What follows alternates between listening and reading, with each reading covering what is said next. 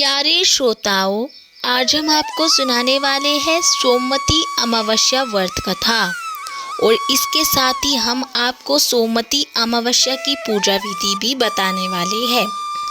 सबसे पहले जान लेते हैं कि सोमवती अमावस्या की कथा क्या है। सोमवती अमावस्या व्रत कथा के अनुसार एक गरीब ब्राह्मण परिवार था और उस परिवार में पति पत्नी एवं उनकी एक पुत्री भी थी। उनकी पुत्री समय के साथ बड़ी होने लगी और वह कन्या सुंदर, संस्कारवान एवं गुणवान थी, परंतु गरीब होने के कारण उसका विवाह नहीं हो पा रहा था। एक दिन उस ब्राह्मण के घर एक साधु महाराज पधारे और साधु उस कन्या के सेवा भाव से अत्यधिक प्रसन्न हुए और कन्या को लंबी आयु का आशीर्वाद देते हुए साधु ने कहा कि इस कन्या के हाथ में विवाह योग्य रेखा नहीं है।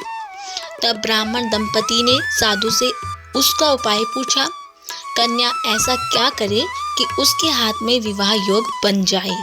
साधु महाराज ने कुछ देर विचार करने के पश्चात अपनी अंतर्दृष्टि में ध्यान करके बताया कि कुछ ही दूरी पर एक गांव में सोना नाम की एक धोबिन महिला अपने बेटे और बहू के साथ रहती है, जो बहुत ही आचार विचार एवं संस्कार संपन्न तथा पतिपरायण है। यदि यह सुकन्या उस धोबिन की सेवा करे और वह महिला उसकी शादी में अपने मांग का सिंदूर लगा दे तथा उसके बाद उस कन्या का विवाह हो जाएगा, तो इस कन्या का वैधव्य योग मिट सकता है। साधु ने यह भी बताया कि वह महिला कहीं बाहर आती जाती नहीं है। यह बात सुनकर ब्राह्मणी ने अपनी बेटी से धोबिन की सेवा करने का प्रस्ताव रखा। अगले दिन से ही कन्या प्रातःकाल ही उठकर सोना धोबिन के घर जाकर साफ सफाई एवं अन्य सारे कार्य करके अपने घर वापस आने लगी। एक दिन सोना धोबिन अपनी बहू से पूछती है कि तुम तो सुबह ही उठकर सारे काम कर लेती हो और पता भी नहीं चलता। बहू ने कहा, माँ जी, मैंने तो सोचा कि आप ही सुबह उठकर सारे काम खुद ही कर देती हो। मैं तो देर से उठती हूँ। यह सब जानकर दोनों सास बहू घर की निगरानी करने लगी। कौन है जो सुबह ही घर का सारा काम करके चला जाता है। कई दिनों के बाद धोबिन ने देखा कि एक कन्या मुंह ढके अंधेरे में घर में आती है और सारे काम करने के बाद चली जाती है।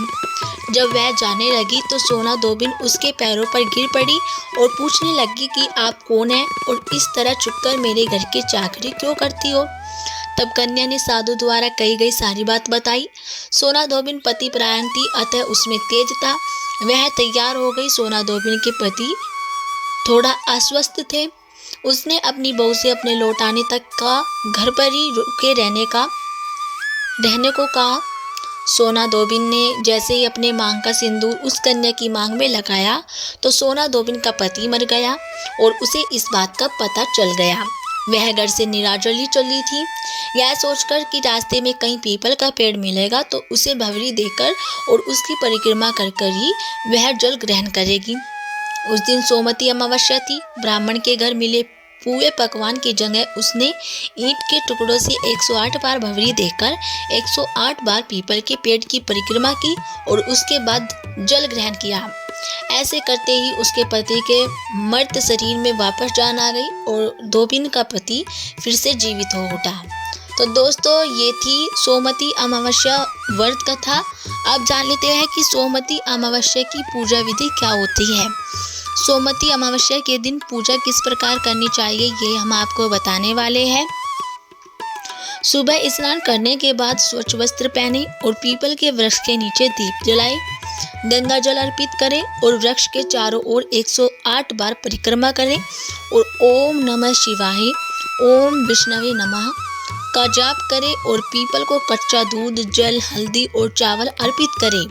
अंत में हाथ जोड़कर परिवार की सुख समृद्धि और शांति के लिए प्रार्थना करें।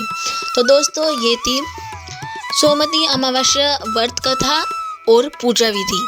यदि आपको हमारी जानकारी अच्छी लगी हो तो प्लीज़ हमारी वीडियो को लाइक करें और चैनल को सब्सक्राइब करना ना भूलिए।